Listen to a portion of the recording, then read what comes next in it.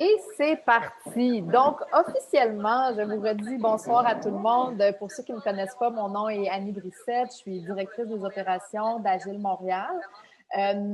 Pour la suite de la conférence de ce soir, si ça ne vous dérange pas, je vous inviterai à éteindre votre caméra et éteindre votre micro pendant la conférence. Puis, on va prendre les questions, dans le fond, à la fin en bloc.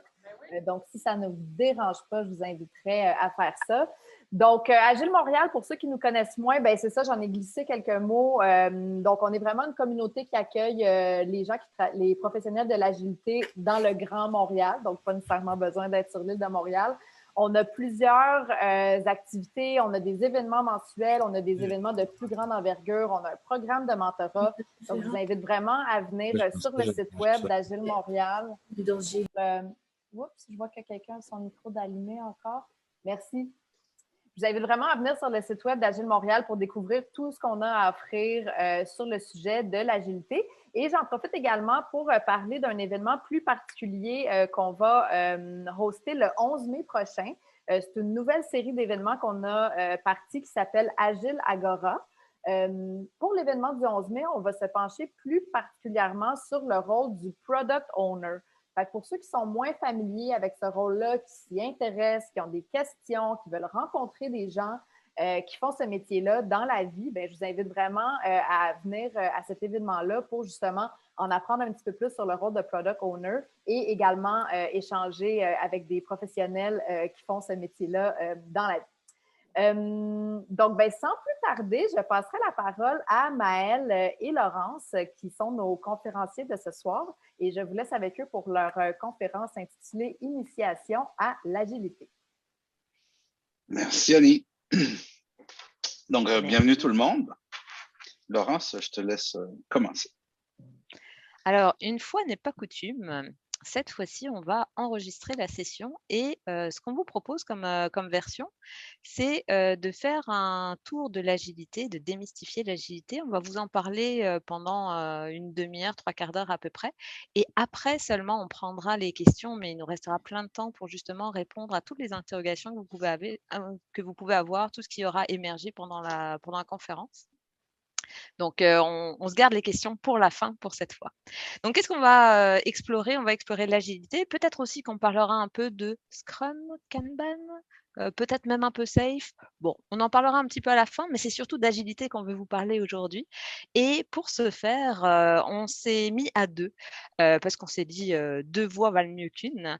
Moi, je suis Laurence, je suis coach, formatrice et mentor chez Pixis. Je suis aussi très investie dans la communauté agile de Montréal, où je m'occupe en ce moment du programme de mentorat et où j'ai parti avec Juliette, on a parti une communauté de pratique pour les leaders agiles. Voilà, on fait pas mal d'autres choses et vous pourrez nous croiser régulièrement dans la communauté. Maëlle, je te laisse te présenter. Merci. Moi, c'est Maëlle Ariusek, leader de pratique agile chez Alitia, coach agile, Scrum Master depuis une douzaine d'années. Je m'occupe dans mes quelques temps libres, entre minuit et 4 heures du matin, de la communauté agile de Montréal. Depuis maintenant quelques années.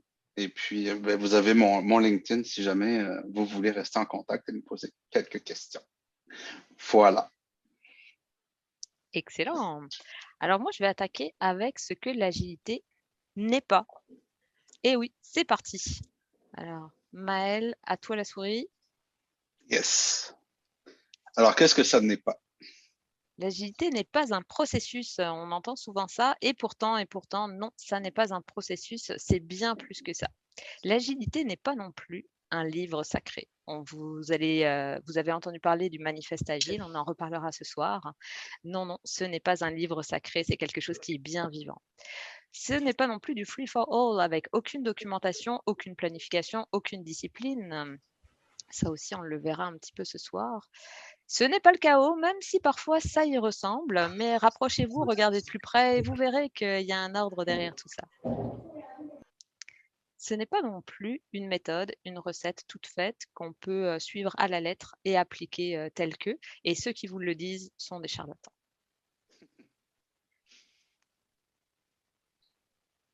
Ce n'est pas non Gestion. plus de la gestion de projet, même si parfois on aimerait bien avoir quelque chose qui y ressemble et là encore qui est une recette toute faite.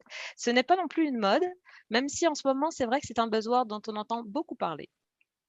Et enfin, ce n'est pas malheureusement la réponse à tout. Et il y a encore bien des cas où l'agilité a beau être un état d'esprit vraiment intéressant, c'est pas vers ça qu'on va s'orienter pour aller répondre à un enjeu qu'on a rencontré, parce qu'il y a parfois d'autres façons de faire qui vont beaucoup mieux s'appliquer à la situation. Rien qu'à voir la construction du nouveau pont Champlain, est-ce que vraiment on aurait voulu l'avoir en agilité? Pas sûr. Alors ça, c'est tout ce que l'agilité n'est pas, mais Maëlle va vous présenter un peu plus de qu'est-ce que c'est l'agilité. Oui, merci, Laurence. Donc, pourquoi agile? D'abord, on va commencer par se poser la question de où ça vient, pourquoi on est arrivé avec cette invention bizarre-là. Alors, l'agilité, elle est arrivée pour répondre à un besoin. Le besoin, c'est la dure réalité de la vie. Dans nos têtes, quand on veut accomplir quelque chose, on se fixe un objectif. Et puis, on y va tranquillement jusqu'à la ligne d'arrivée, jusqu'à l'objectif à atteindre. Mais en fait, la vraie vie, c'est pas ça. La vraie vie, c'est chaotique. La vraie vie, c'est plein d'imprévus, c'est plein d'embûches, c'est plein de choses de dernière minute.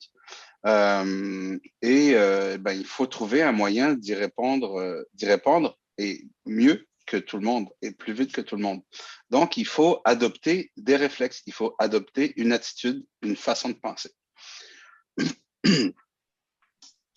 Donc, je vais vous présenter, comme on dit, une image vaut 1000 mots et une vidéo, ça en vaut 10 000. Donc, je vais vous faire regarder une petite capsule qui dure 3 minutes qui va bien vous expliquer les concepts que je vais vous expliquer par la suite. On y reviendra. Donc, observez bien cette capsule vidéo et puis on s'en reparle dans 3 minutes.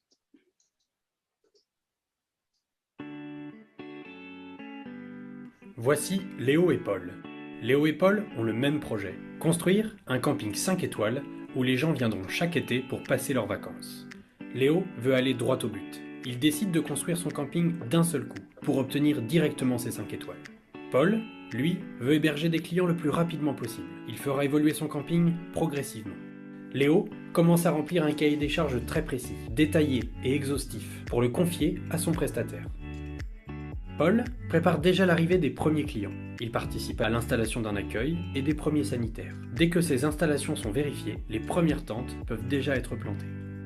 Il avait prévu de démarrer la construction d'une piscine, mais en discutant avec les vacanciers, il comprend que leur priorité est finalement l'installation de bungalows et d'une petite épicerie.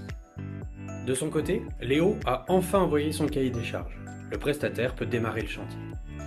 Aux vacances suivantes, Paul accueille de nouveaux clients, ravi de découvrir les nouveaux équipements qu'il a construits avec ses équipes. Il gagne sa première étoile.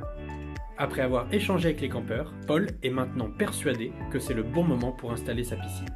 Avec le spécialiste qu'il a choisi, il trouve même le meilleur prestataire pour ajouter un spa. La deuxième étoile est assurée.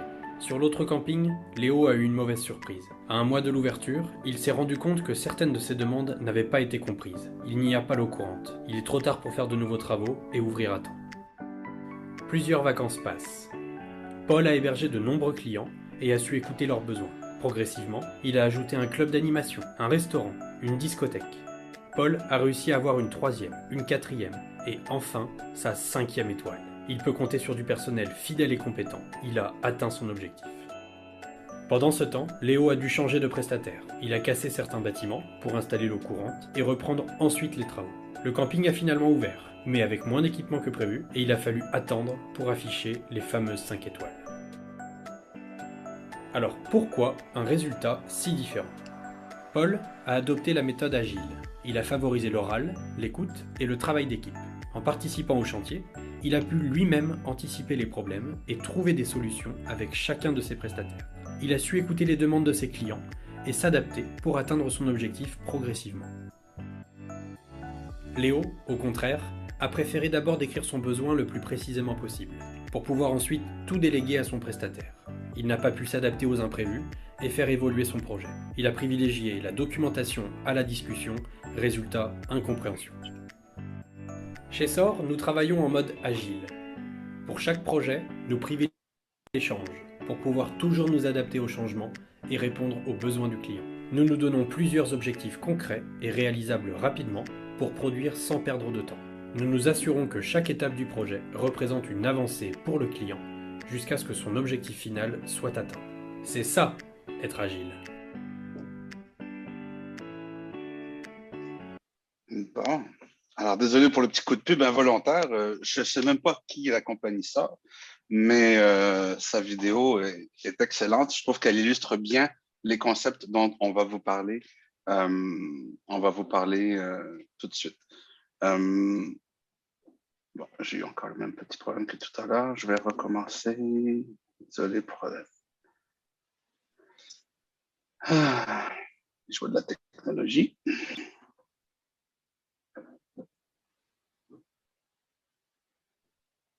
Pas de problème, Maëlle, on est avec toi. On l'a essayé 5 minutes avant le début, puis ça marchait très bien. C'est l'occasion d'être agile. Exactement. Je recommence. Voilà. Voici. Est-ce que je peux demander à la personne qui mange des chips de mettre son micro sur muet, s'il vous plaît? En plus, ça me donne faim. Alors, gardez cette petite vidéo en tête, puis on va passer à travers quelques notions. Ça va vous donner un ancrage pour comprendre un peu ce qu'on va vous expliquer. Donc, les bases de l'agilité, franchement, ça commence d'abord par un changement de perspective. Comme la vidéo vous l'a montré, l'approche traditionnelle fixe d'abord une liste de besoins, ce qu'on appelle en termes de gestion de projet une portée, qui est fixe, représentée par un petit cadenas en haut de la pyramide. Et donc, on va, à partir de cette portée-là, établir un budget et un échéancier. Et on va suivre le plan tout au long de l'exécution du projet. Ça, c'est l'approche traditionnelle. En agilité, c'est le contraire. C'est qu'au lieu de suivre un plan, on se dote d'une vision, on se dote d'un budget et ou d'un échéancier. On peut en fixer un ou deux. Et ensuite, on va jouer sur la portée. On va jouer sur les besoins qui vont nous permettre d'atteindre notre vision. Okay? Donc, la pyramide est inversée. Et donc, ce qui nous permet, de gérer un projet en s'assurant qu'on ne dépasse pas le budget, puisque c'est notre axe qui est fixe. Et ensuite, on va, comme Paul avec son camping, discuter avec nos utilisateurs, nos clients finaux, au fur et à mesure du projet, pour voir comment on peut atteindre la fameuse vision. Voilà. Ça, c'est le changement de perspective. Également, l'agilité nous permet de répondre à un contexte changeant. Vous allez sûrement entendre parler de l'acronyme VUCA ou VICA en français pour volatile, incertain, complexe et ambigu. Aujourd'hui, dans le marché, les choses se passent tellement vite et de façon tellement complexe qu'il faut trouver des façons de réagir rapidement et en fait pour la raison très simple de gestion de risque. Donc, l'environnement qui change souvent, on veut gérer notre risque et puis on veut également livrer de la valeur de manière fréquente à nos utilisateurs et aussi surtout de façon incrémentale. Incrémental, comme vous avez vu dans la vidéo du camping, ça veut dire un peu comme quand on joue au Lego, on pose une brique, on pose deux briques et tranquillement, on vient monter notre mur de briques. C'est ça, le développement incrémental.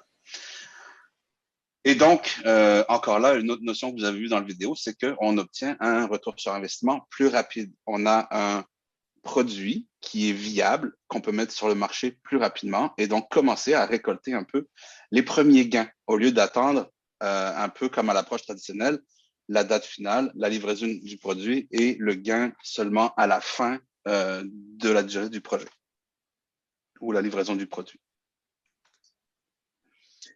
Alors, maintenant qu'on a vu ce que c'était pas, maintenant qu'on a vu un peu les bases, il y a aussi certains concepts qui sont incontournables.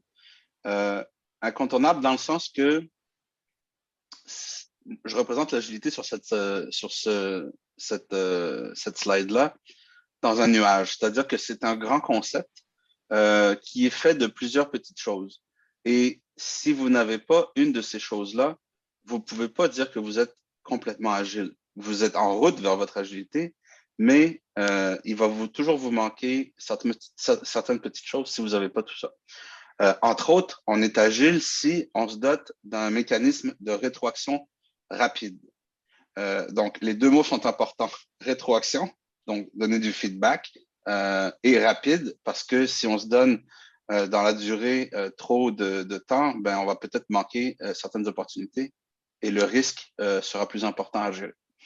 Il faut aussi se doter d'un processus d'amélioration continue. Personne ne peut se dire agile si on n'essaye pas de s'améliorer de façon constante. On ne peut pas être agile non plus si on ne fait pas preuve de collaboration. Collaboration entre équipes, collaboration entre individus, mais aussi collaboration entre compagnies et entre clients et fournisseurs. Donc, ça demande une collaboration vraiment totale. Tout ça, ça ne sert à rien non plus si, à la fin de la journée, on ne livre pas de valeur d'affaires. On ne livre pas des choses utiles à nos utilisateurs finaux. Ça veut dire que la satisfaction du client doit être au centre de tout. Hein, si on fait tout ça sans se préoccuper de notre client et sans se préoccuper de sa satisfaction à la fin, on manque encore quelque chose. L'agilité place le client au centre de tout. Et donc, pour faire tout ça, il faut faire preuve de transparence, d'inspection et d'adaptation. Les trois derniers mots que je viens de vous citer, ce sont les trois piliers de l'empirisme.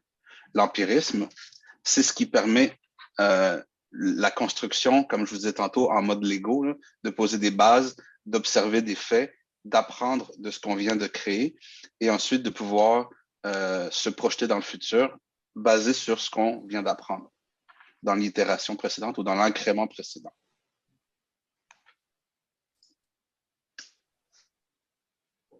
Tout ce que Maël vient de vous présenter là, ça vient de sa longue expérience et il a tout expérimenté par lui-même et il a créé les concepts lui-même. Bon, il a peut-être aussi été un peu aidé par un certain manifeste agile qui a été écrit en 2001, quelque part dans les montagnes. Ils étaient une dizaine de personnes, d'hommes en l'occurrence, tous venus du génie logiciel, qui voulaient se doter d'une autre façon de voir les choses. Et oui, c'est parti des technologies de l'information, et oui, c'est parti de la gestion de projet et de la réflexion de comment est-ce qu'on peut mieux faire les choses. Donc, leur premier, ils ont créé le manifeste autour de 4 valeurs, et la première chose qu'ils ont mise en place dans ces 4 valeurs, c'est la colonne de droite, en disant actuellement, on base tout sur les processus et les outils, sur la documentation exhaustive. Même si on n'a pas encore livré, on a déjà tout documenté comment ça devrait être dans le meilleur des mondes. On a déjà des cahiers des charges, on a déjà des éléments qui sont prêts. On a tout basé sur la négociation d'un contrat. À l'époque, c'était déjà un petit peu la même réalité qu'aujourd'hui. On passait déjà des années pour s'engager pour un livrable qui arrivait toujours en retard. On passait toujours du temps à prévoir de quoi qui n'arrivait jamais à la bonne date ou qui n'était jamais satisfaisant. Donc, le contrat était extrêmement important. Se mettre d'accord sur qui allait payer les pots cassés si jamais on en échappait une partie. Puis enfin, le suivi d'un plan, c'était vraiment la base de tout.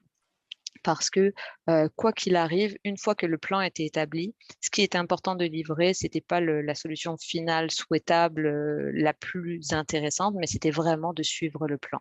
Donc, ils en ont tenu compte. Et ils ont dit, c'est vrai que c'est notre réalité actuellement, mais nous, on veut mettre de l'avant d'autres valeurs. Et c'est là qu'on dit que ce n'est pas de la gestion de projet, mais c'est vraiment une autre façon de voir les choses. Et là, on repense aux deux façons d'approcher le camping. Donc, eux, ce qu'ils ont proposé, c'est à la place des processus et outils, au lieu que ce soit la chose la plus importante, c'est de dire que le focus était dorénavant sur les individus et leurs interactions. Quand quelque chose ne marche pas, on ne va pas créer un nouveau processus pour faire que ça marche mieux. On va s'arranger pour que les personnes se parlent, pour que les personnes collaborent, pour que les personnes aient le goût de trouver des solutions ensemble. Le problème, la plupart du temps, est humain. C'est rarement un problème juste de processus, c'est rarement un problème juste d'outils. Donc, on va s'assurer d'avoir les bons processus, les bons outils, mais on va surtout s'assurer que les individus et leurs interactions fonctionnent au mieux. Oui, on va continuer à avoir de la documentation, mais on va surtout s'assurer qu'on a une solution fonctionnelle et que cette solution fonctionnelle, elle est livrée régulièrement et que chaque élément ajoute de la valeur par rapport à l'élément précédent. Et que au fur et à mesure qu'on ajoute des incréments, cet incrément devient un incrément de plus en plus important, tout en restant fonctionnel. Oui, la négociation d'un contrat est importante. On va la garder minimale. On va s'engager au début, mais on va surtout s'arranger pour focuser sur la collaboration avec le client. On ne veut pas établir à quel endroit qui a tort, qui a raison. Si jamais le projet n'est pas livré, on veut livrer le projet.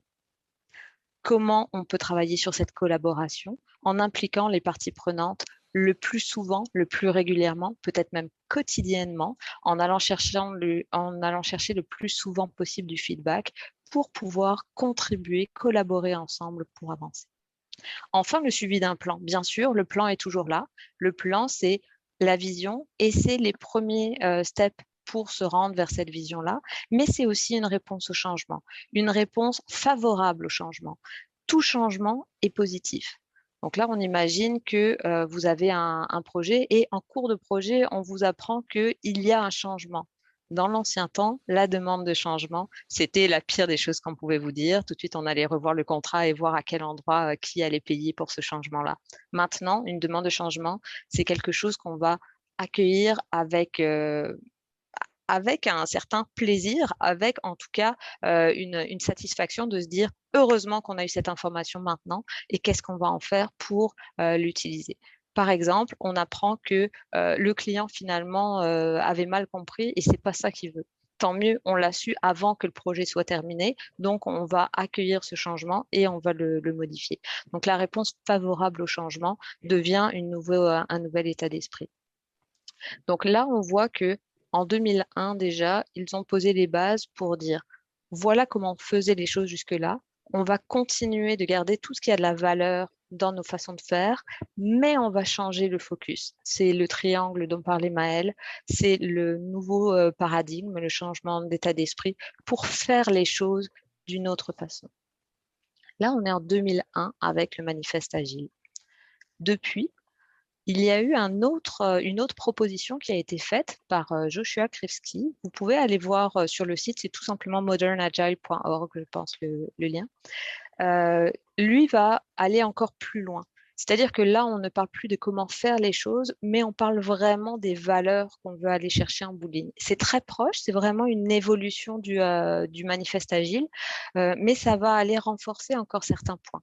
On avait comme première valeur du manifeste agile, on avait les personnes et interactions. Là, on va avoir la valeur de rendre les gens fantastiques.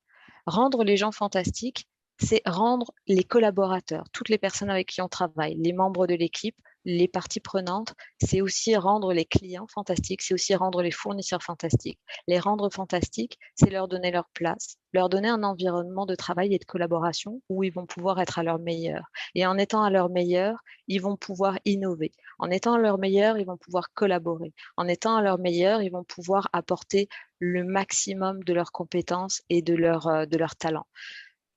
Pour aller chercher ce meilleur d'eux-mêmes, pour rendre les gens fantastiques, faire de la sécurité un prérequis. Là, c'est l'étape bleue qui est en dessous. Faire de la sécurité un prérequis devient quelque chose d'absolument crucial. Ça veut dire que si vous n'avez pas le droit à l'erreur, si vous êtes dans un contexte où vous n'osez pas parler, si vous êtes dans un contexte où vous n'osez pas vous épanouir et donner ce que vous avez à donner et où vous restez la plus petite version de vous-même, alors on ne pourra pas aller chercher les autres éléments. Quand on dit que la sécurité psychologique permet, par exemple, d'avoir droit à l'erreur, ça veut dire aussi apprendre. Et là, ça permet d'expérimenter et d'apprendre rapidement. Expérimenter, encore une fois, on y va petit pas par petit pas, on essaye des hypothèses, on est prêt à prendre du feedback, on est prêt à changer si c'est nécessaire. Mais ça prend d'avoir l'entreprise derrière nous pour oser faire des erreurs et donc des apprentissages. On ne célèbre pas les erreurs, mais on célèbre tout ce qu'on a appris en cours de route et ce qui va nous permettre de faire différemment. Un peu comme accueillir le changement du manifeste agile. Enfin, quand on expérimente et qu'on apprend rapidement, on peut aller apporter de la valeur en continu. Ça veut dire que, par exemple, on n'aura pas peur alors là, je reviens dans le monde du logiciel, mais là, ça marche vraiment pour tout.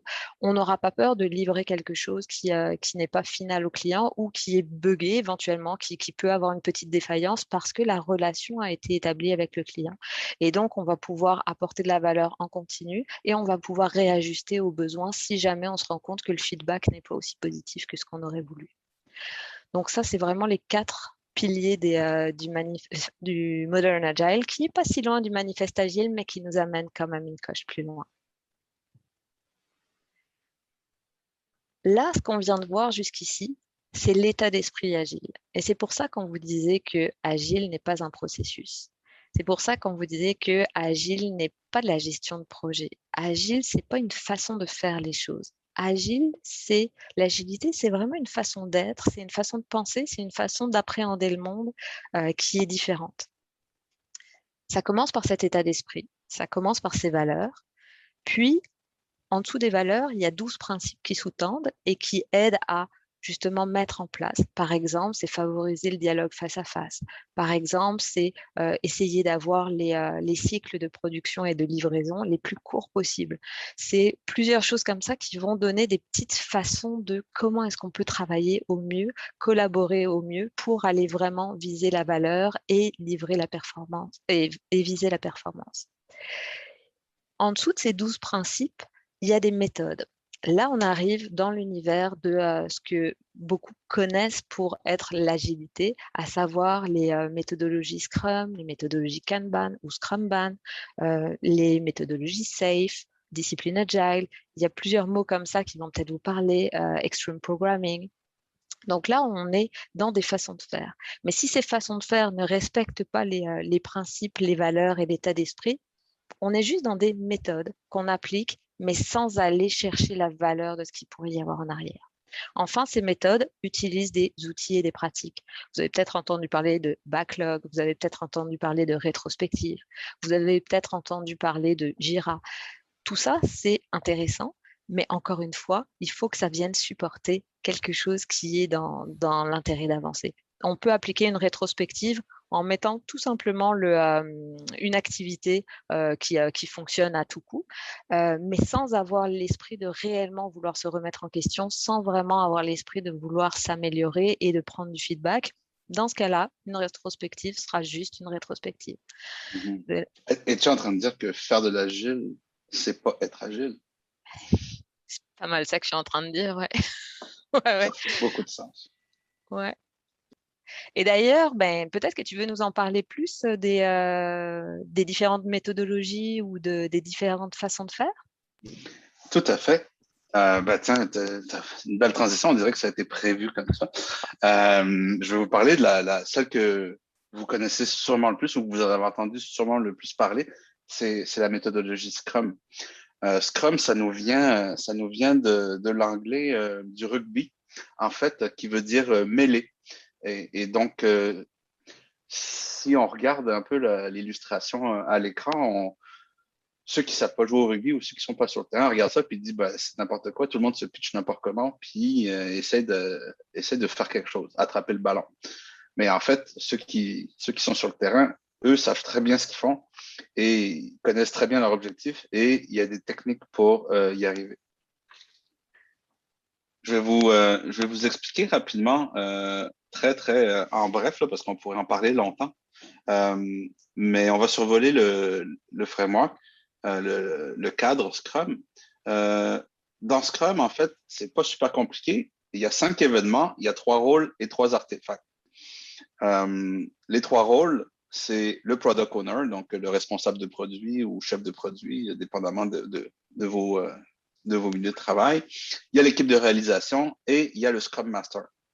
Donc, soit vous êtes Scrum Master, soit vous êtes Product Owner, et si vous n'êtes pas ces deux-là, vous faites partie de l'équipe de réalisation, que vous soyez un développeur, que vous soyez un QA, que vous soyez un spécialiste UX, UI, peu importe, un analyste, un avocat, peu importe. Ou que vous ne soyez pas du tout en TI, c'est ça, l'avocat, il est bon là. Ça peut être n'importe Exactement. qui, on n'est pas forcément dans du développement logiciel. Tout à fait. Tout corps de métier qui apporte une contribution à la création de valeur, à la création de l'incrément. Donc, le product owner, lui, il est responsable de trier, ordonner son carnet de produits, qui est en fait l'équivalent de sa liste de besoins, en fait. Et donc, va prioriser normalement ses besoins en fonction de la plus grosse valeur d'affaires en haut de la pile. Et puis, avec l'équipe, on se réunit régulièrement à chaque début d'itération, à chaque début de boucle. Et puis, en collaboration avec le product owner, qui représente et les parties prenantes et les utilisateurs finaux, décide de savoir quels sont les premiers items qu'on va s'attaquer dans l'itération ou sprint. C'est un équivalent, sprint et itération. Et on recommande un sprint entre 1 et 4 semaines. Plus que 4 semaines, ça nous amène trop loin, on perd le focus, on perd un peu l'avantage de la rétroaction qui n'arrive pas assez rapidement. Donc, on recommande en général entre 1 et 4 semaines. Donc, l'équipe se commet sur un ensemble de fonctionnalités ou d'items à traiter pendant ces semaines-là. Et puis, régulièrement, ici, le régulièrement, il est traduit par la petite flèche ici, vont se rencontrer à l'intérieur de la boucle du sprint quotidiennement et vont s'assurer en équipe de s'inspecter et de s'adapter. Donc, le fameux pilier de l'empirisme. Et le but de cette mêlée-là, c'est de discuter, à savoir si on est toujours en ligne avec l'objectif à atteindre. Est-ce qu'on a des choses qui nous bloquent? Si oui, à ce moment-là, on va adapter notre plan pour voir comment on peut y arriver différemment. Et si on ne peut pas y arriver différemment, on a notre Scrum Master qui est responsable d'aider l'équipe à retirer les bloquants qui se trouvent sur leur chemin de leur objectif. Et donc, à la fin de cette boucle de 1 à 4 semaines qui s'appelle itération au sprint, on obtient un travail, un incrément de travail terminé, un morceau de produit supplémentaire qu'on va revoir ensemble dans un événement qui s'appelle la revue. Dans cet événement-là, sont invités évidemment l'équipe de réalisation, Make People Fantastic, Make People Awesome. Ils sont fiers de vous présenter ce qu'ils ont accompli. Le Product Owner est là pour représenter les utilisateurs finaux. Et il y a aussi également les parties prenantes et en fait, toutes sortes tous ceux qui sont intéressés à voir l'incrément final. Et donc ensuite, une fois qu'on a eu cette revue-là, en tant qu'équipe, on va se réunir, juste l'équipe de réalisation, ceux qui ont participé à l'incrément, et vont s'introspecter, discuter ensemble de qu'est-ce qui a bien été, qu'est-ce qui a moins bien été, qu'est-ce qu'on pourrait faire différemment pour mieux travailler, pour livrer plus de valeur dans le même temps de boucle, le même temps d'itération, comment on peut mieux livrer et créer plus de valeur au product owner dans le même temps imparti. Et on recommence comme ça, et on tourne et on tourne. Voilà, c'est tout ce que je voulais vous présenter comme au niveau du Scrum. Évidemment, c'est très simple à en parler et c'est très, très, très compliqué à maîtriser. Peut-être juste préciser, quand on dit des sprints de 1 à 4 semaines, on va décider une fois pour toutes de combien sont nos sprints. Si par exemple, on décide que ça va être de 2 semaines, on va rester sur une cadence de 2 semaines. C'est vraiment ça la valeur de Scrum, c'est d'amener une cadence, une régularité. Et ce qui va changer, c'est ce qu'on va livrer à l'intérieur de ça, mais la cadence elle-même va rester. Tout à fait. Et la cadence est très importante parce que au fur et à mesure du temps, l'équipe va se connaître et va être capable de savoir quelle capacité de livraison elle a dans ce temps imparti-là. Et donc, ça va la rendre prédictible. Et donc, la prédictibilité, c'est parfait pour la gestion du risque. C'est ce qu'on veut, la fameuse gestion du risque qu'on vous a parlé tout à l'heure. Donc, merci Laurence du rappel. C'est effectivement une notion hyper importante. Donc, ça s'appelle sprint pour une raison, c'est qu'on a quand même un rythme soutenu, mais il faut qu'il reste soutenable aussi. Donc, c'est important comme équipe de se connaître pour déterminer c'est quoi le bon rythme. Parce qu'on ne veut pas faire de l'overtime tout le temps et puis non plus, on ne veut pas non plus perdre notre temps. Fait qu'au fur et à mesure, on va apprendre à se connaître puis on va apporter cette prédictibilité-là. Merci Laurence. Il n'y a pas que Scrum dans la vie, il y a aussi Kanban. Et en fait, il y en a beaucoup plus, mais c'est sûrement la deuxième méthode que vous avez entendu parler. Kanban, c'est beaucoup plus simple que Scrum en termes de structure. C'est-à-dire que dans Kanban pur, il y a pas de rôle, et il n'y a pas d'événement, il n'y a qu'un tableau et on se concentre sur l'optimisation d'un flot de travail. Et ce n'est que ça. Et tout est dirigé sur l'optimisation de ce flot-là. Et aussitôt qu'on a quelque chose qui bouche ou qui ralentit ce flot de travail, on arrête le travail et on se focus à enlever le bloquant ou le ralentisseur et après, on continue. Donc, c'est un peu plus simple en apparence parce que optimiser un flot de travail, c'est quand même pas une mince affaire en soi. Mais dans la structure, c'est très simple.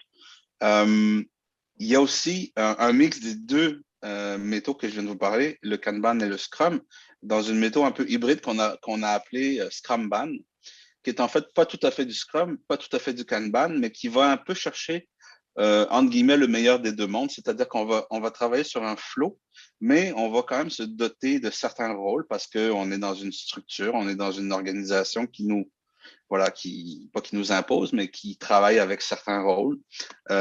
Puis, on va se rajouter des événements qui permettent à l'équipe de, je sais pas moi, de temps en temps, de replanifier des choses ou des versions ou des releases ou d'instaurer certaines boucles de feedback qui sont utiles dans une entreprise, mais qui ont pas vraiment rapport avec le flot de travail comme tel. J'ai rien oublié, Laurence? Non, c'est vraiment cool. Excellent. En fait, ce que moi j'aurais juste dit aussi, c'est que Agile se cache pas d'en prendre large et d'aller chercher. Là, on parle de Lean, donc c'est Lean, Kanban, c'est vraiment la version de comment aller au plus simple, enlever les gaspillages et puis avoir quelque chose qui est vraiment très fonctionnel. Où on va aussi avoir la version de flux tiré, c'est-à-dire qu'on va chercher du travail et puis on va surtout s'assurer de finir. Arrêter de commencer à terminer. On va s'assurer de finir les choses et puis de les livrer au fur et à mesure pour que ça sorte vite. Mais tout ça, c'est des inspirations qui viennent de droite, de gauche et qu'on a mis ensemble. Une fois qu'on a compris que l'état d'esprit, c'était ce qui avait de plus important, qu'est-ce qu'on choisit comme méthodologie, qu'est-ce qu'on choisit comme outil, comme processus, comment est-ce qu'on les adapte chez nous. Après, ça peut être du sur-mesure du moment que l'état d'esprit est là. Exact. Et en fait, l'idée du Kanban, le Kanban, ça veut dire étiquette, ça veut dire carte. Et c'est aussi simple que ça, c'est de rendre les choses visuelles, puis de voir aussitôt que les choses ralentissent, on voit qu'il y a une colonne là, qui accumule beaucoup de travail. On se dit, oups, il y a quelque chose qui marche pas. On va aller inspecter, on va voir visuellement qu'il y a quelque chose qui marche pas. Et donc, c'est cette mentalité constante. C'est un peu le même principe là, que les restaurants, là, Tim Hortons et compagnie, là, que la commande au volant, là, c'est exactement ça, du flux Kanban. C'est qu'on a une capacité de servir les clients, ben, on amène des voitures. La ligne du parking est pleine, ben, les voitures arrêtent de rentrer, puis on s'occupe des clients qui sont actuellement en train de passer leur commande. C'est exactement à ça que ça sert le Kanban, l'optimisation du flux et la gestion de la capacité. Donc, ça peut servir notamment dans des projets de support à la clientèle ou de support de système en production, par exemple, où il n'y a pas vraiment d'équipe dédiée en place et que c'est des appels un peu d'urgence. Donc, quand il y a un appel, ben, il y a quelqu'un qui s'y attache, puis quand il n'y a plus d'appel, ben, la personne peut aller faire d'autres choses. Donc, Kanban, ça, c'est bien pour ce genre de situation-là. Et on va choisir ce qui est le plus approprié à notre contexte, comme l'agilité à l'échelle va être choisie là quand on n'a pas seulement une équipe à s'occuper ou pas seulement un projet, mais qu'on veut vraiment pouvoir scaler, pouvoir agrandir pour avoir plusieurs équipes. Je ne sais pas si on va en parler plus, présenter, ou je pense qu'on va passer un peu plus vite parce qu'on tout je à regarde fait. le temps. Ouais. Mais juste pour dire, dans l'agilité à l'échelle, il y avait des mots-clés comme SAFE, qui est une des versions d'agilité à l'échelle. Il y avait Scrum de Scrum, Nexus, il y avait Discipline Agile, il y avait Spotify, qui n'est pas une méthodologie, mais qui est comment une organisation a fonctionné un jour et dont beaucoup se sont inspirés. Donc voilà, il y a plusieurs noms. Puis là, on en a encore une couple. Ils en présentent 40, mais il y en a bien plus que ça encore. Oui, tout à fait. Puis c'est la preuve aussi que des gens sont partis de principes et on dit, ben moi, je comprends cette façon de faire-là, mais je vais l'adapter à ma propre réalité, à mon propre contexte. J'en fais mon propre framework, un peu comme Spotify a fait son modèle à une époque, mais même Spotify aujourd'hui dit, ben mon modèle de l'époque, aujourd'hui, on n'est même plus comme ça, puis il est même plus valide. Fait que les gens essaient de nous copier parce qu'ils pensent que c'est une recette miracle, parce qu'on a eu un succès. Mais ça ne veut pas dire que le même modèle peut être appliqué n'importe où et donner le même résultat. Et donc, ça nous a donné, au fur et à mesure du temps, une panoplie d'outils différents. C'est vraiment à nous comme agilistes, comme professionnels de l'agilité, de connaître un peu tout ce qui contient notre coffre d'outils, puis utiliser le bon outil pour le bon contexte. En fait, ça sert à rien d'avoir la pensée magique, là, puis en anglais, ils disent silver bullet, là, la balle qui tue tout le monde, là, ou la solution qui s'applique magique à tout. C'est vraiment ça l'idée, c'est connaître les avantages et inconvénients de chaque framework. Et puis, à la limite, pourquoi pas d'en faire un mix et puis d'en faire notre propre framework pour notre propre réalité. L'important, c'est toujours l'important, c'est quand même de comprendre que ces choses-là ne sont pas une fin, mais bien un moyen d'accomplir quelque chose.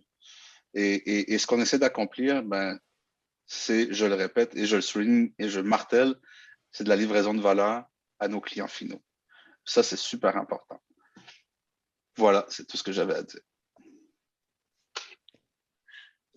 Alors, tu peux aller sur la dernière slide, qui est une invitation à nous retrouver. Vous pouvez nous retrouver chez Pixis ou chez Alitia, mais vous pouvez aussi et surtout nous retrouver dans la communauté Agile de Montréal avec le lien agilemontréal.ca que vous voyez ici. Vous avez accès au Slack, vous avez accès aux communautés de pratique, vous avez accès au mentorat, vous avez accès à toute l'offre de conférences et d'événements annuels qui sont proposés par Agile Montréal. Merci d'être venu nous rejoindre ce soir et puis on espère que c'est votre point d'entrée dans la communauté et qu'on va pouvoir grandir ensemble et partager ensemble. Et tout ça gratuitement en plus. Complètement gratuitement. À part les événements annuels. Ouais. Non, c'est assez hot, ça. Hein? Sérieux? Ouais. Merci tout le monde. Merci Laurence, merci Maëlle. Avant de prendre les questions, je vais rebondir un peu sur quelques points que vous avez soulevés. Maëlle, quand tu as parlé de la méthode Kanban, on a justement une communauté de pratique Timeflow Kanban qui est animée par Daniel Doiron. Récemment, Daniel a fait 2 conférences vraiment plus précisément sur des outils de la méthode Kanban. La semaine dernière, on avait une conférence sur la gestion explicite des risques, justement comment voir où sont les bloquants en temps réel. Donc, je vous invite à venir sur le site web pour voir les prochains événements de la communauté. Si je ne me trompe pas, il y en a un au mois de mai et un au mois de juin. Et ce qui m'amène aussi également à vous dire que pour toutes les conférences ou la plupart des conférences qui ont eu lieu par le passé, on a également une chaîne YouTube.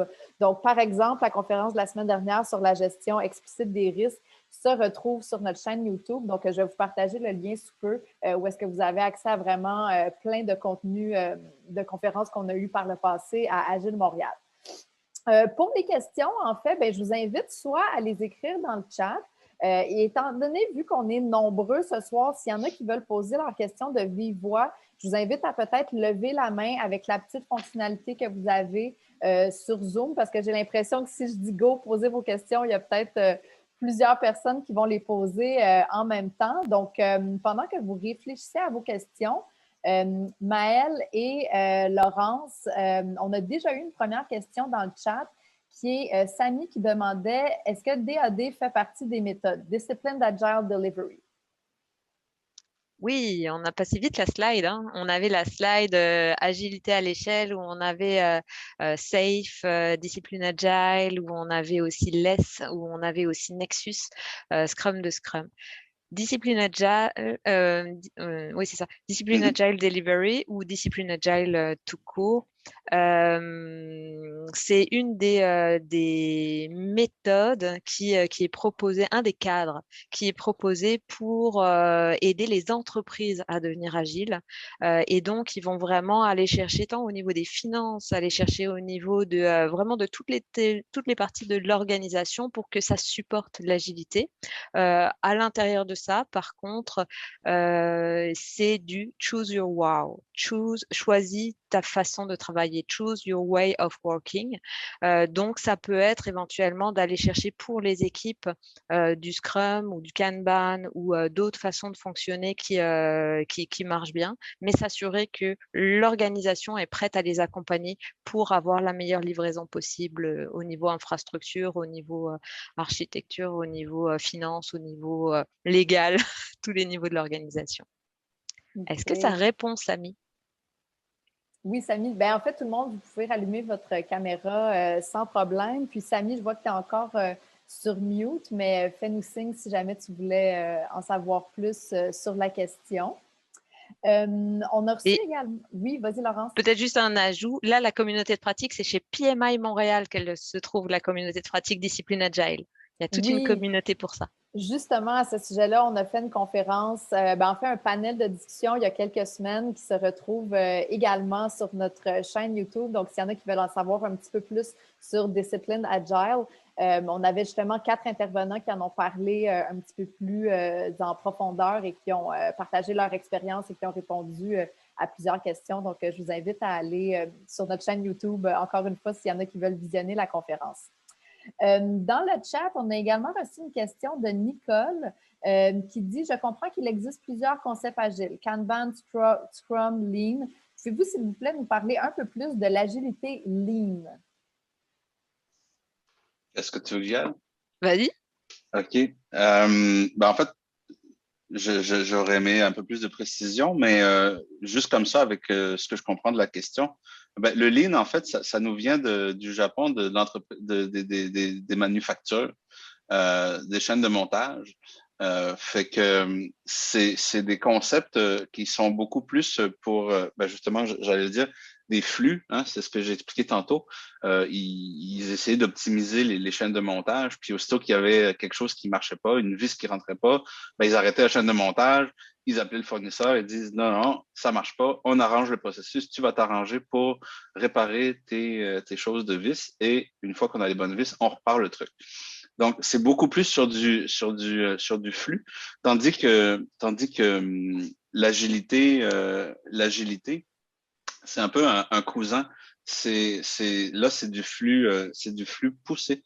Donc, on va s'engager sur une capacité de livraison et non pas sur une fluidité de processus. C'est dur de commencer à parler du Lean sans rentrer dans des détails un peu techniques. Ça me tente comme pas vraiment de rentrer plus dans le détail que ça pour ce soir, mais on peut se garder en contact pour aller un peu plus en détail plus tard. Okay, moi, j'aurais juste dit en complément, le Lean, ça vient aussi avec l'amélioration continue et puis vraiment venir simplifier. Donc, une des premières valeurs Kanban, c'est commencer là où vous êtes. Exact. Regardez où vous êtes et regardez tout ce que vous pouvez simplifier à cet endroit-là. Donc, c'est quelque chose qui peut être utilisé partout ailleurs. Tu sais, c'est bon pour tout le monde de revenir, enlever les gaspillages et de revenir à la base de ce qui a de la valeur. Même dans la vie personnelle. Même dans la vie personnelle, tellement. Merci. Soyez Lean. Merci pour la réponse. Beaucoup. Oui, Nicole, est-ce que ça répond bien à ta question? Oui, je crois que je vais l'écrire pour, comme il disait tantôt, pour des éclaircissements. Merci.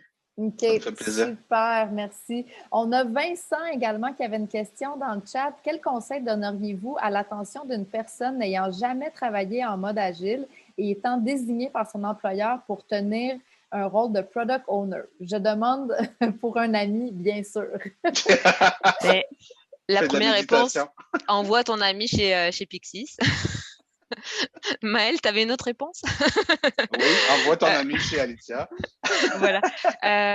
Envoie ton ami à l'Agora Agile qui Ouais. va avoir lieu en mai, le 12 mai, si je ne 11 mai. m'abuse. Le 11 mai, pardon, le 11 mai. Le 11 mai, c'est la première de l'Agora Agile. C'est un genre de clinique agile où il va y avoir 3 PO et peut-être même d'autres dans la salle, mais au moins 3 qui seront là pour présenter qu'est-ce que c'est leur expérience à eux, comment ils sont arrivés là, comment est-ce qu'on peut se former, où est-ce qu'on peut aller chercher de l'information et en trouver.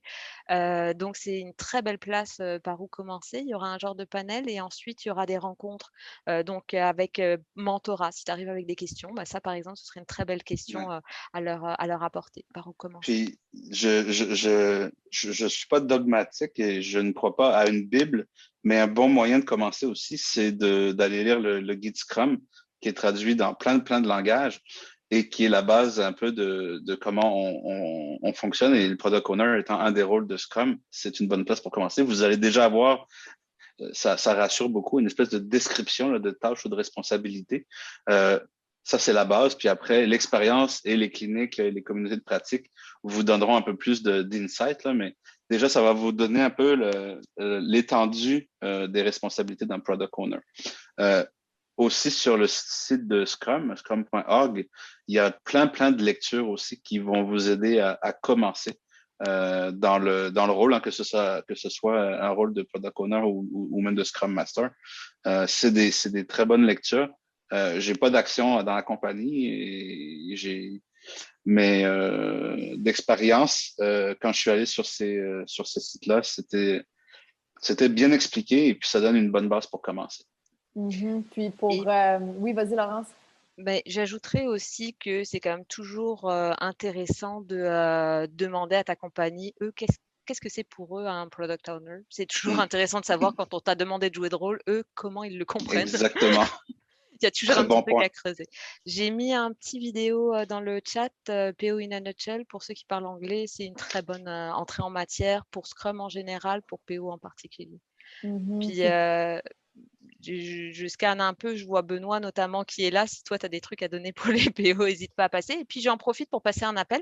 Les PO, c'est à peu près les seuls qui n'ont pas leur communauté de pratique encore. Donc, s'il y en a qui veulent la partir, la communauté de pratique, soyez les bienvenus. On partira un canal dans Slack et on partira une communauté.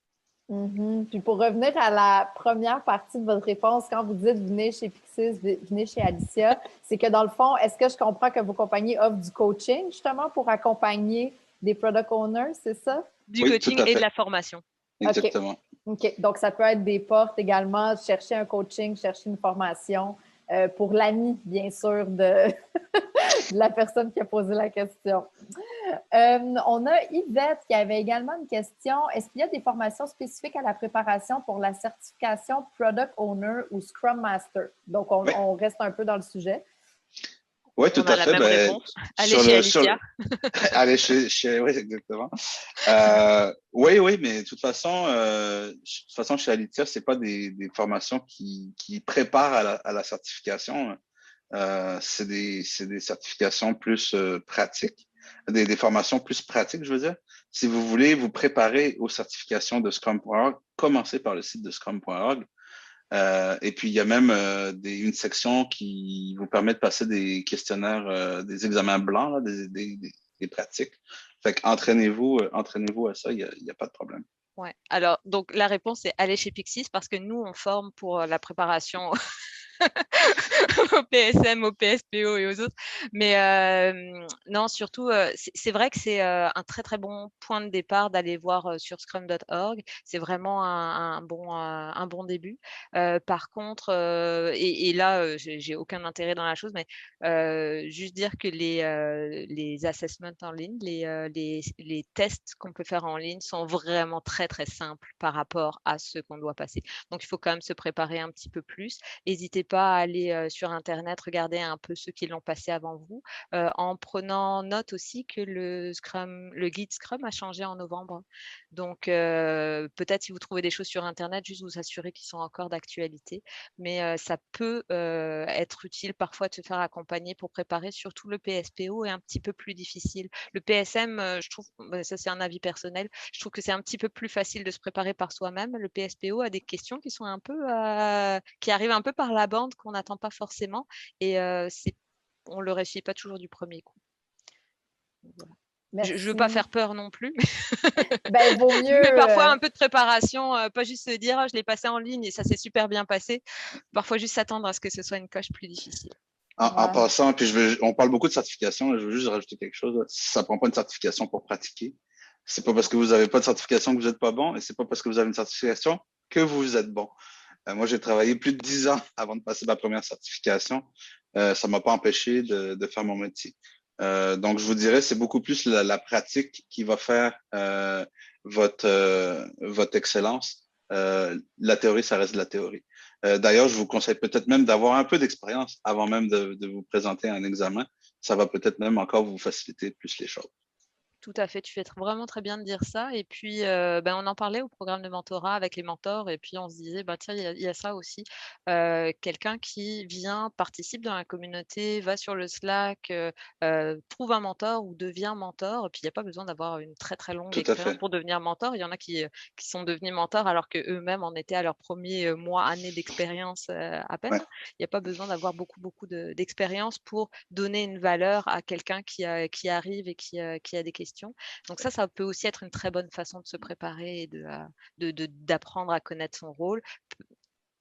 Ça dépend toujours si on veut chercher la certification pour la reconnaissance qui vient avec, si c'est pour avoir confiance en soi ou si c'est pour progresser dans son métier. Mais dans tous les cas, vous serez des meilleurs agilistes, comme dit Maëlle, si vous avez l'expérience et si vous avez le goût de vous renseigner, d'apprendre, de rencontrer, et le d'apprendre mindset. des autres. Et l'état C'est d'esprit surtout d'aller ça. chercher autre chose. Ouais. C'est surtout ça. Avant la certification, comprenez les valeurs, comprenez les principes, comprenez ce qu'on essaye de faire en arrière, en amont.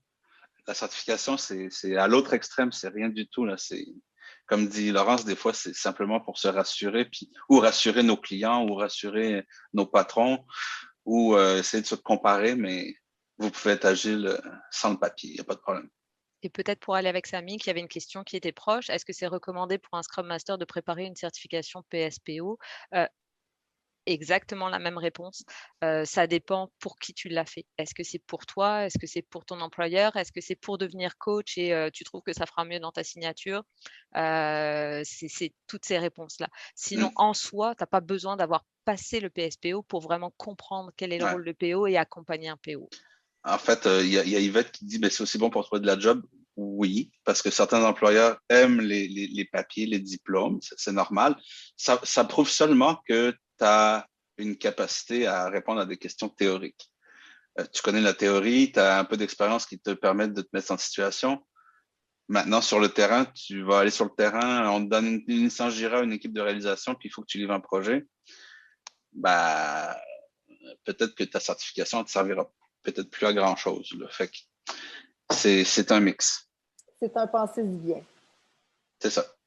Merci pour vos réponses. Je vois que vous êtes allés voir aussi un peu dans le chat ce qui se passe. Je ne sais pas si vous aviez vu la question de Janine qui dit « Bonjour, je voudrais savoir comment commencer à travailler en tant que Scrum Master quand on vient de réorienter notre carrière. Quels conseils pourriez-vous me donner? Comment obtenir plus d'expérience pour mieux me préparer? » C'est une excellente question. Elle n'était vraiment pas seule à te la poser. En ce moment, il y a il y a beaucoup d'offres pour des Scrum Masters.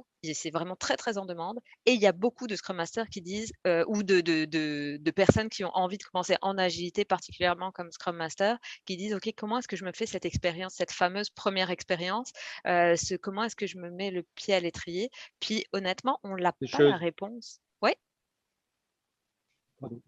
Je dis, on n'a pas la réponse, mais peut-être que quelqu'un l'a. Si quelqu'un l'a, allez-y. Moi, j'ai deux pistes, parce que moi non plus, je n'ai pas la réponse, mais les pistes que je réponds quand on me demande ça, il y en a deux majoritairement. C'est soit tu as une entreprise ou un contexte favorable à je sais pas, un petit projet, pas trop grosse visibilité, pas trop grosse criticité, avec un supérieur hiérarchique qui te fait confiance et qui te donne ta première chance. Ça, c'est des fois, ça arrive. Ça arrive pas souvent, mais ça arrive. Surtout quand on est dans des entreprises clients-fournisseurs où on envoie des Scrum Masters travailler chez des clients. Les clients souvent nous demandent, évidemment, comme client, tu veux toujours le meilleur. Donc, tu dis non, je veux un minimum d'expérience. Donc, pour les premières chances, on repassera. Mais il y a des entreprises qui sont pas en mode client-fournisseur qui peuvent très bien vous donner cette chance-là. La deuxième piste aussi, c'est rentrer comme en gestion de projet. Dire, je suis chargé de projet et une fois sur place, une fois on s'entend là, chargé de projet puis agiliste, là, c'est deux choses. Là. On se comprend bien, mais vous allez être dans le milieu, vous allez déjà être dans le milieu de la gestion et puis là, vous allez saisir l'opportunité. Quand il y a quelqu'un qui va vous dire, ah, c'est pas machin, agile, hein, ouais, moi. Et puis, on va te la donner ta chance. Fait que tu seras déjà rentré dans l'entreprise. Tu auras déjà ton sac de gestion de projet, puis ensuite tu vas rentrer là-dedans. Moi, honnêtement, ça serait les deux pistes que je suggérerais aux gens qui veulent commencer. Et puis sinon, on avait cette réflexion, notamment avec le groupe de mentorat. On réfléchissait, on se disait, finalement, il y en a beaucoup qui auraient besoin plus d'un parrain que d'un mentor. On est pour notre deuxième session la première session de cette année, on a eu un certain nombre de personnes qui arrivaient et puis qui n'avaient pas encore d'expérience en agile et qui n'allaient pas en avoir non plus. Donc nous, ça changeait un peu parce que jusque-là, les mentors accompagnaient des gens qui avaient déjà de l'expérience et qui pouvaient mettre en pratique tout de suite les conseils. Donc là, on s'est dit, OK, qu'est-ce qu'on fait pour leur répondre? Et l'Agora Agile, c'est un petit peu cette réponse-là aussi. L'Agora Agile, ce n'est pas des gens qui vont vous aider à trouver du travail, mais qui peuvent vous donner des conseils sur comment eux, ça s'est passé, comment se professionnaliser, comment aller chercher C'est vrai qu'il y a une troisième suggestion. Les deux premières, je les ai suggérées en m'imaginant que les gens devaient manger et donc avoir un chèque de paye, mais il y a aussi l'option gratuite, bénévole, en disant on va shadower quelqu'un, on va être son ombre, son miroir. Bon, on ne sera pas payé pendant ce temps-là, mais on peut très bien suivre quelqu'un et puis observer et puis apprendre. Par contre, ça nous fait pas manger le soir. Donc, dépendamment de votre situation financière et familiale, c'est aussi une piste, effectivement. Mm-hmm. Oui, puis pour revenir à Laurence, les Agile Agora, c'est ça, la première édition d'Agile Agora, le 11 mai, c'est vraiment particulièrement sur le rôle du Product Owner, mais il y aura certainement une édition spécifiquement sur le rôle de Scrum Master, donc je vous invite à rester aux aguets, vous abonner à notre infolette, comme ça, vous allez juste voir l'invitation rentrer dans votre boîte courriel. On a une question de la part de Flora, donc toujours sur le sujet des certifications, qui nous demande quelle certification est recommandée pour la méthode agile. Je connais celle du PMI, est-ce qu'il y en a d'autres? En fait, agile n'est pas une méthode. J'ai l'air méchante, mais on l'a dit tantôt. Non, excuse-moi, Flora. C'était un peu facile. Mais non, en fait, les certifications vont essentiellement toucher aux méthodologies, justement. Donc, on peut se faire certifier en discipline agile, on peut se faire certifier en Scrum, on peut se faire certifier en Kanban avec la Kanban University ou d'autres. Il y a plusieurs certifications qui existent. En agilité, il n'y a pas vraiment, à ma connaissance, de formation certifiante en agilité.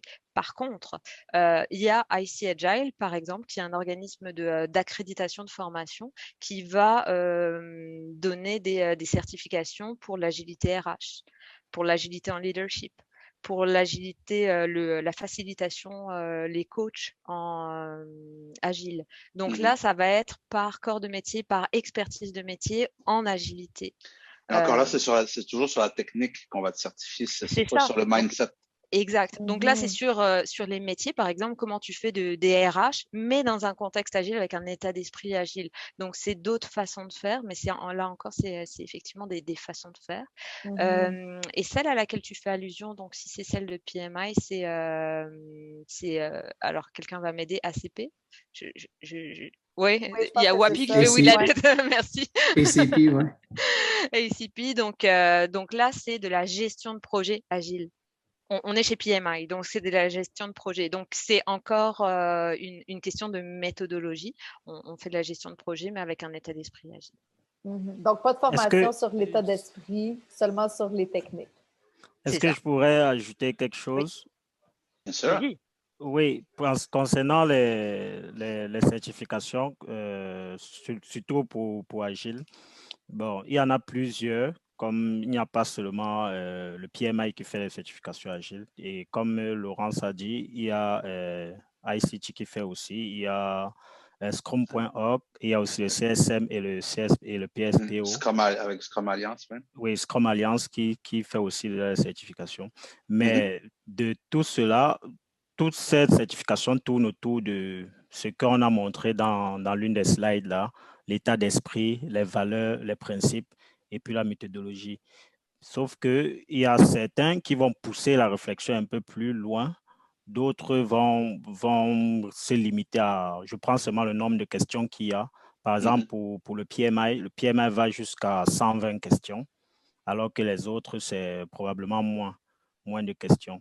Bon, maintenant, c'est en fonction de votre état d'esprit, en fonction de ce que vous voulez, ou bien en fonction de ce que l'entreprise est en train de vous guider là-dessus, que vous pourriez choisir. Moi, particulièrement, je suis un adepte de tout ce qui est PMI à cause de la difficulté qu'ils mettent dans les certifications, parce que c'est vraiment difficile pour les avoir. Il faut vraiment bien maîtriser. Surtout que les questions sont hyper situationnelles, les questions sont hyper pratiques, c'est contextuel, ce qui fait que si tu ne l'as pas vécu, comme Maël disait tantôt en parlant du shadowing, moi je pense que c'est même la meilleure façon d'apprendre, de faire du shadowing de façon bénévole, parce que là, quand tu es bénévole, il n'y a pas la notion de que on va te payer comment ou on va te payer avec quoi. Là, c'est toi qui es gagnant parce que la personne qui t'enseigne, tu es même en train de voir beaucoup de choses parce qu'en étant en position d'observateur, moi en tout cas, c'est ce que je fais quand je suis en observateur, je remarque beaucoup de choses qu'il ne faut pas faire. Et c'est ça, en apprenant ainsi, tu as l'opportunité de mieux te rôder, de mieux appréhender beaucoup de choses, ce qui fait que quand tu vas maintenant pour passer la certification, ça passe comme une lettre à la poste. Merci, Wapi. Ouais. Je trouve que les questions s'enchaînent bien. Je vais reformuler un peu celle de Zach parce que malheureusement, le mot méthode était encore dans sa question. Mais est-ce que l'agilité s'applique au secteur de la construction, ingénierie ou un projet EPC? Alors, personnellement, je ne connais pas les projets EPC. Moi non plus. Mais pour ingénierie construction, pour y avoir travaillé un petit peu, ça dépend dans quelle partie de l'organisation. Comme je disais tantôt, si tu veux construire le pont Champlain, peut-être que tu es en train de construire quelque chose dont tu sais exactement comment ça va se passer, dont tu connais vraiment tous les éléments et tu n'as pas une grosse valeur à aller chercher, à aller te poser la question d'innover en cours de pont. Tiens, et comment est-ce qu'on pourrait aller chercher plus de valeur? Tiens, est-ce que le besoin de notre utilisateur a changé en cours de route? Pas sûr qu'on soit dans le meilleur contact pour l'utiliser. C'est encore de la gestion de risque, en fait. C'est plus c'est connu, plus c'est simple, plus c'est connu, plus t'es mieux d'aller avec des approches traditionnelles comme du waterfall ou du cycle en V, par exemple. Et plus c'est chaotique, plus on est dans l'incertitude, plus on a besoin de ces méthodes agiles parce que justement avec ces fonctions de cycle de cours et de feedback, ça va te permettre de progresser à tâtons, certes, mais au moins un petit peu par petit peu, puis d'en apprendre toujours un peu plus pour dérisquer. Et au bout d'un moment, tu n'auras peut-être même plus besoin de ce cadre agile et tu vas pouvoir passer en mode waterfall ou plus classique. Parce que on est moins dans le. Ça aussi, je voulais le dire, ça me fait penser. Des fois, être agile, c'est choisir le waterfall. C'est choisir la bonne méthode ce n'est qu'un moyen pour atteindre un objectif. Et si ton moyen est rendu caduque, alors tu dois être assez mets ton ego et ton orgueil de côté là, et ton purisme et choisis le bon outil pour faire la bonne job. Ça aussi, je voulais le dire. Merci. Alors, si je peux parler, donc, pour EPC, c'est Engineering, Procurement and Construction. OK. C'est ça que je veux dire. Moi, je suis chef de projet junior dans l'oil and gas. Donc, je voulais savoir, est-ce que en utilisant le waterfall et allié aussi de l'agilité, est-ce que ça m'aiderait pour... Éventuellement, mais en fait, il faut vraiment voir ton contexte. Et puis là, ce serait peut-être comme à part qu'on pourrait te répondre. Mais ce que j'allais dire, c'est pour le pont Champlain, par exemple, ça aurait pas été une bonne idée parce que Ouais. on n'a pas de surprise. Mais par exemple, pour le REM, si là, le nouveau train qui va venir, mais Ouais. là, il y a beaucoup de considérations à prendre en compte, notamment l'interdépendance avec d'autres chantiers, notamment peut-être les nouvelles façons de faire plus innovantes qui ont été mises en place, etc. Donc là, peut-être que oui, il y aurait un mix des deux. Donc dans ton contexte, il faudrait vraiment voir au cas par cas quel est le contexte qui fait que il y a plus ou moins de complexité, plus ou moins d'incertitude, plus ou moins de nouvelles technologies, plus ou moins d'interdépendance avec d'autres projets et peut-être des citoyens ou Ouais. Donc, Puis pour vous dites que le REM, répondre, vous excuse-moi, dites que Zach. le... Pardon, allez-y. Ouais, excuse-moi, je voulais juste te dire, j'ai entendu procurement là, dans ton truc.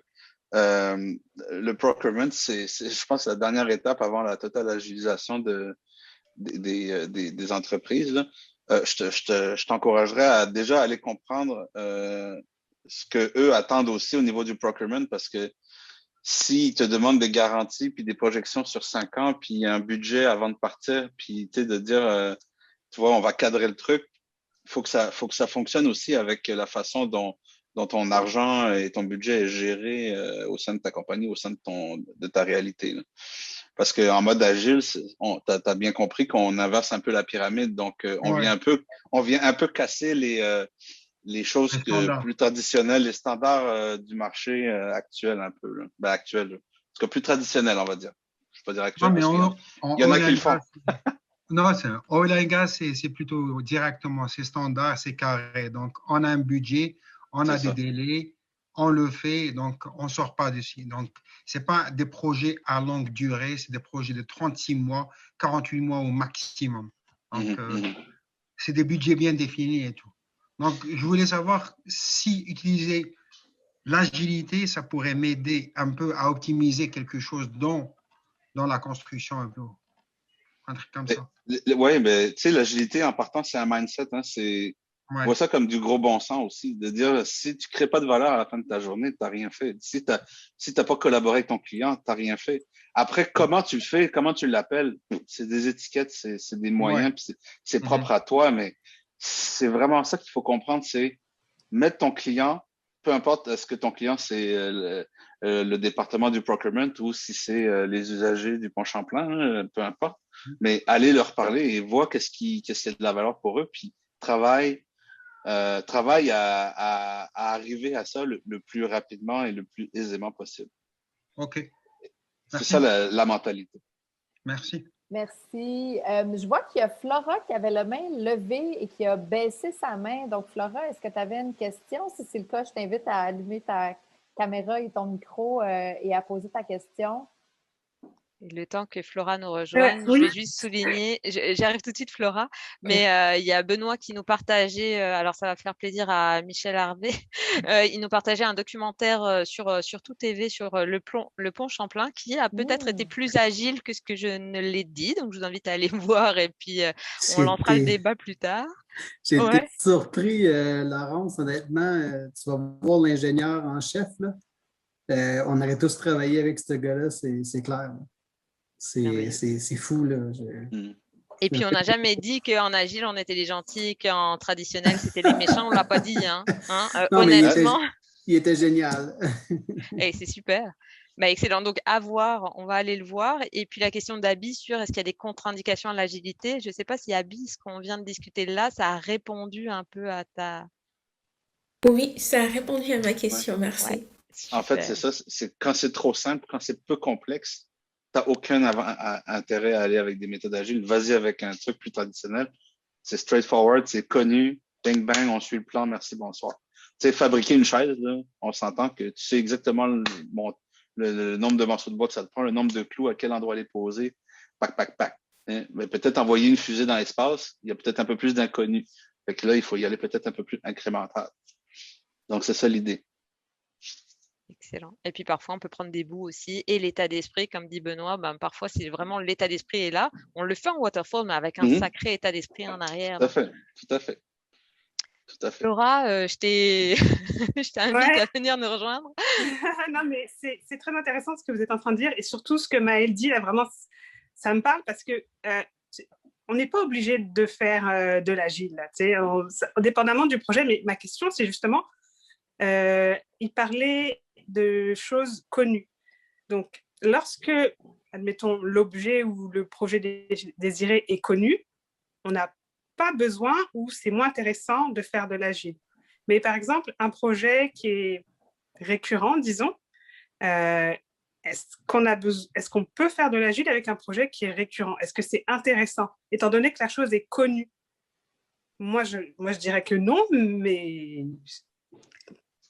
Alors, l'agilité, c'est livrer de la valeur, mais l'agilité, c'est aussi collaborer, c'est aussi nos façons de faire à l'interne. Et on est aussi là pour faire valoir que l'agilité, ça ne se passe pas juste dans la zone projet.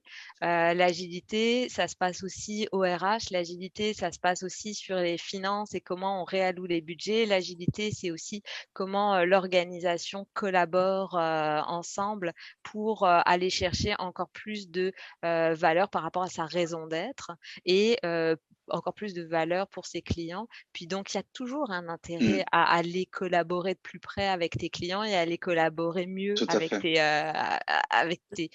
avec l'ensemble des gens avec qui tu travailles. Je ramène encore la différence entre, tu peux être agile, tu peux faire de l'agile sans jamais être agile et tu peux être agile sans jamais faire de l'agile aussi.